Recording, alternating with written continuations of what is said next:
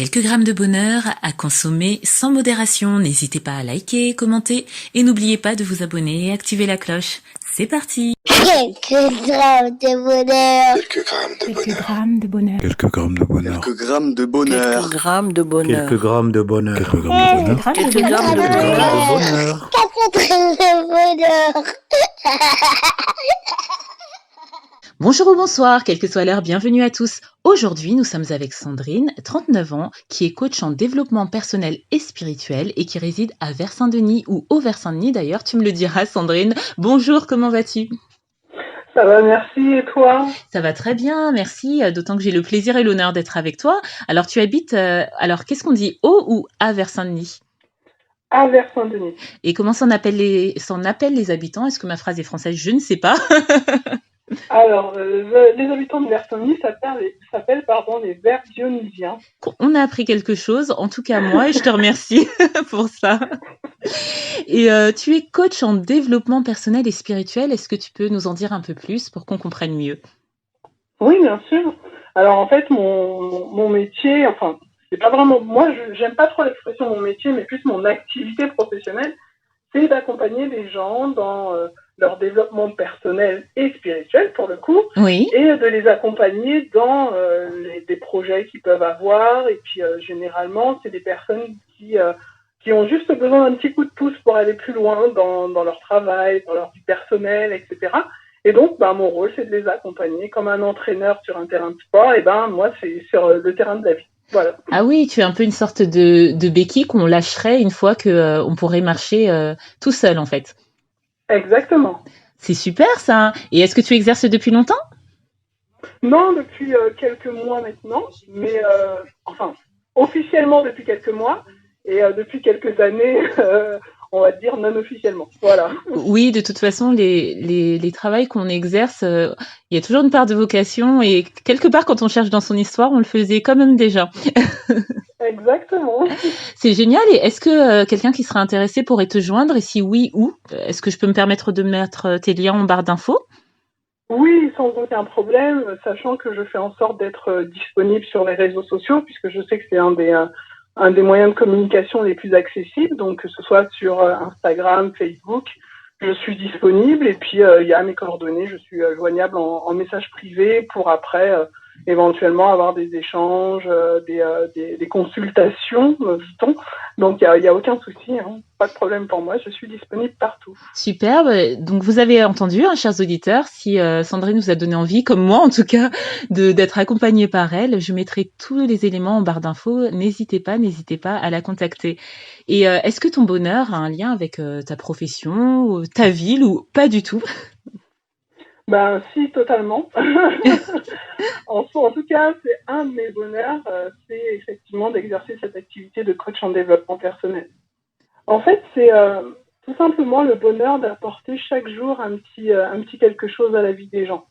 De pouvoir accompagner des personnes dans des projets, dans des rêves, dans des choses qu'ils ont envie de faire et puis qu'ils n'ont pas forcément les clés, le courage ou des idées pour pouvoir prendre la bonne direction. Et l'idée, moi, dans mon rôle, c'est de les accompagner là-dedans. Et puis, tu sais, il y a une expression qui dit « il y a plus de joie à donner qu'à recevoir ». Exactement. Et c'est vrai que dans cette activité, je donne beaucoup, je donne de mon temps, je donne de mon écoute, puisque c'est mon travail. Mais j'ai tellement de plaisir à voir des gens évoluer, des gens changer. Là, en ce moment, par exemple, je te donne un exemple concret. Je suis sur un projet où c'est une jeune femme qui a décidé d'acheter une maison secondaire. Oui. Et qui a décidé de la retaper toute seule, sans l'aide de personne. Et en fait, elle m'a demandé de l'accompagner, de la coacher dans ce projet-là pour pouvoir mener à bien justement son projet et ensuite recevoir sa famille dans cette maison secondaire. Wow. Et là, j'ai trouvé que c'était un projet génial parce que je me suis dit, mais quoi de mieux que quand on sort de ce genre de projet, de la fierté qu'on peut recevoir, qu'on peut sentir en tout cas quand on fait ce genre de choses-là. Et puis, moi, si je peux apporter ma petite pierre à l'édifice pour que cette personne puisse aller au bout de ses entreprises, c'est banco, quoi. Ton bonheur, je le trouve vraiment intéressant et hyper dans la mesure où, déjà, tu fais un travail que tu aimes, ce qui n'est pas donné à tout le monde. Et ça, c'est génial parce que lorsqu'on fait un travail qu'on aime, forcément, on est épanoui et on dégage une certaine lumière qui rayonne autour de soi et qui fait rayonner les autres par la même occasion. Mais en plus, ce que j'aime beaucoup aussi dans ton bonheur, c'est qu'il est tourné vers les autres finalement. Et là, tu donnes une autre clé, une autre piste des multiples bonheurs qu'on a pu voir auparavant. C'est que le bonheur, finalement, on le cherche pour soi. Mais ne peut-on pas le trouver en le donnant aux autres? Et si, tu nous montres que oui. Et tu nous as dit bien avant que le travail que tu fais, tu le faisais déjà quelque part. Est-ce qu'on peut en savoir un peu plus si ce n'est pas trop indiscret? Bien sûr, sans problème. En fait, il y a quelques années de ça, dans ma jeunesse, dirons-nous, dans mon adolescence, début d'âge adulte, j'étais athlète professionnel. Je faisais de l'athlétisme, Oui. Du saut en longueur précisément. Et puis, au fil des années, en fait, j'ai développé cette activité d'entraîneur, de coach, pour le coup, dans le sport. Et en fait, très naturellement, dans finalement ce que je suis, je me suis retrouvée à coacher les gens dans le quotidien, à parler d'une manière à être un petit peu, ouais, comme l'entraîneur d'athlétisme qui va booster ses athlètes. Et ben, en fait, finalement, je me suis rendu compte que dans mon quotidien, c'était tout le temps, que ce soit avec mes enfants aujourd'hui. Par exemple, je te donne un exemple bête. Mon fils aîné, un jour, est revenu d'un match de basket. Et puis, il me dit, maman, est-ce que j'ai été bonne? Est-ce que j'ai bien joué? Pardon, est-ce que j'étais bon? Et là, j'ai regardé mon fils, je lui ai dit, non, chérie, t'as vraiment pas été bon. Et là, je lui ai dit, par contre, tout simplement parce que maman va pas te mentir, maman va te dire la vérité, chérie, non, tu n'as pas été bon. Et si tu veux devenir un vrai basketteur plus tard, ben, va falloir bosser. Parce que maman n'est pas là pour te faire rêver, mais maman est là pour t'aider à atteindre ton rêve. Et puis, ça a été un déclic pour l'enfant qui aujourd'hui est un très bon joueur de basket. Et je me suis rendu compte en fait que cette phrase-là a été un élément déclencheur. Et en fait, toutes ces années, j'ai toujours eu ces petites phrases-là qui ont boosté les gens. Et donc, en fait, je me suis rendu compte que j'ai été coach depuis des années sans réellement m'en rendre compte. Et puis, ben, finalement, j'en ai fait mon activité professionnelle. L'histoire que tu viens de raconter, je suis certaine que plusieurs mamans ont dû être choquées par le début. Oui, c'est ça.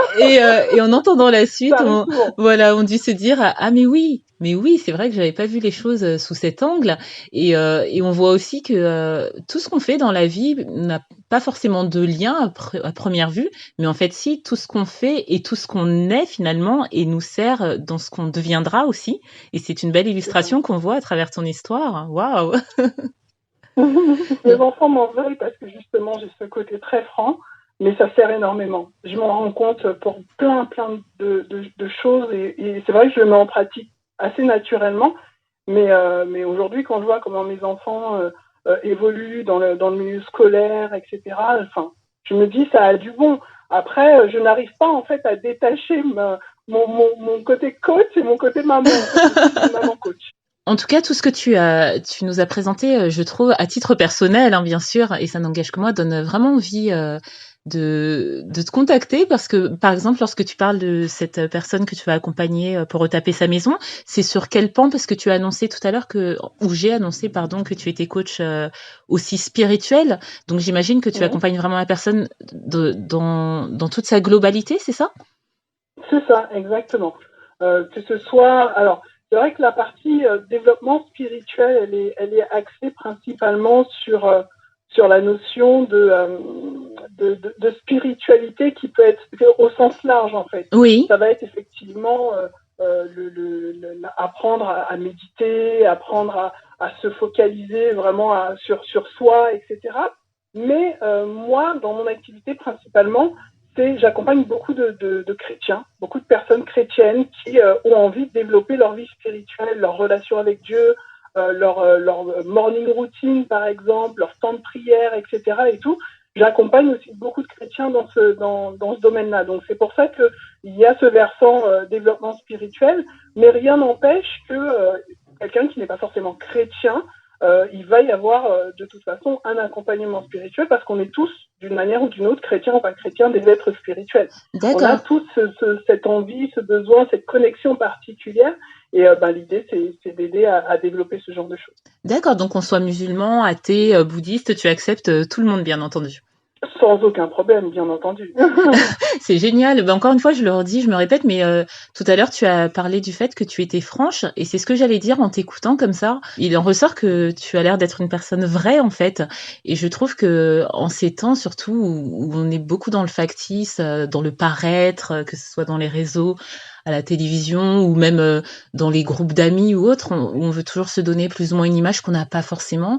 Et ben, il est bon, je trouve, d'être entouré de personnes vraies, de personnes franches, parce que, comme le dit quelqu'un, c'est un dicton ivoirien, je crois, la vérité rougit les yeux mais ne les casse pas. Bah, parfois, on a besoin d'entendre la vérité, comme on a eu besoin de ton fils. La preuve, ça l'a fait avancer, ça l'a fait s'élever. Et c'est l'impression que tu me donnes. Tu me donnes l'impression d'élever les gens en les accompagnant parce que tu les aimes. On dirait que tu aimes les gens que tu accompagnes. Et tu me diras si je me trompe. Non, tu te trompes pas. En fait, je suis motivée par l'amour. Waouh. C'est vraiment une expression qu'on utilise c'est une association d'ailleurs qui s'appelle comme ça, Ah oui. Motivée par l'amour. Je fais la petite pub qui sont sur Instagram, donc n'hésitez pas à les suivre. Mais c'est une réalité finalement. On est motivé. Enfin, moi personnellement, je sais que ce qui me motive avant tout, c'est l'amour pour les gens. Et je crois que un des meilleurs témoignages d'amour, c'est d'être sincère et franc avec les gens. Après, il faut bien sûr la forme, mais je crois que ça sert à rien de caresser les gens dans le sens du poil. Ça leur rend pas service. C'est d'être honnête, franc avec eux, et avec beaucoup d'amour. Et tu sais, quand j'ai été franche avec mon fils et je lui ai dit non, chérie, tu t'as pas bien joué, c'est pour lui donner aussi l'occasion derrière de lui dire mais par contre, je vais t'aider. Je vais t'aider à aller plus loin, je vais t'aider à progresser. Et puis effectivement, à la suite de ça, on est allé sur des terrains de basket avec mon fils pour qu'il puisse s'entraîner à shooter, pour qu'il puisse s'entraîner à dribbler. Parce que pour moi, on peut pas se contenter de juste dire bah c'était pas bon.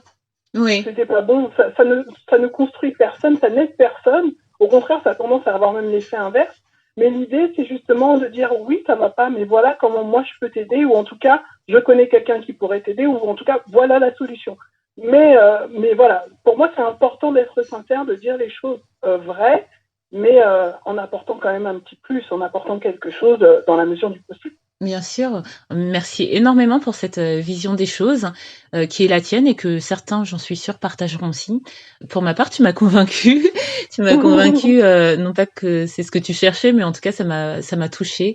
La manière dont tu l'as présenté et ton bonheur est motivé par l'amour. Alors ça, je le retiendrai et je pense que ça peut même être la conclusion de notre entretien, motivé par l'amour qui apporte le bonheur qui est le tien.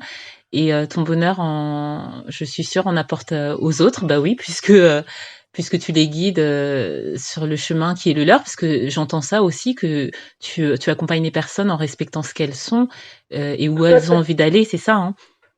Oui, tout à fait. Ah, ça c'est génial. Ben, en tout cas, merci beaucoup pour tout ce panel de pistes à suivre et peut-être à observer pour ceux et celles qui seront convaincus. Et j'espère que tu n'hésiteras pas à revenir nous en conter d'autres, hein, si c'est du même acabit ou Avec d'autres. grand plaisir. Oh, mais merci beaucoup. Le plaisir sera pour moi. En tout cas, d'ici là, tu prends soin de toi, tu prends soin de ton fils ou de tes enfants si tu en as d'autres. Hein, de cette... Deux choux. Deux choux, ben, prends soin d'eux en tout cas. Mais bon, je ne doute pas qu'ils sont entre de bonnes mains. Et prends soin de cette belle activité qui n'en est pas une, hein, puisque elle te fait, c'est ton moteur, hein, motivé par l'amour. Et en tout cas, je te dis à très très vite. Merci beaucoup, merci pour ton invitation. Je t'en prie, à très bientôt. Et n'oubliez pas, vous autres, le bonheur, aussi léger soit-il, n'est jamais loin. Alors sachez le voir, vous en saisir et l'apprécier. À bientôt. Quelques grammes de bonheur. Quelques grammes de bonheur. Quelques grammes de bonheur. Quelques grammes de bonheur. Quelques grammes de bonheur. Quelques grammes de bonheur. Quelques grammes de bonheur. Quelques grammes de bonheur. 4 grammes de bonheur. Également envie de donner un peu de bonheur en partageant le vôtre ? N'hésitez pas à prendre un rendez-vous téléphonique avec moi pour une interview sur le lien suivant que vous trouverez également en barre d'infos. À très vite et n'oubliez pas de vous abonner. Merci.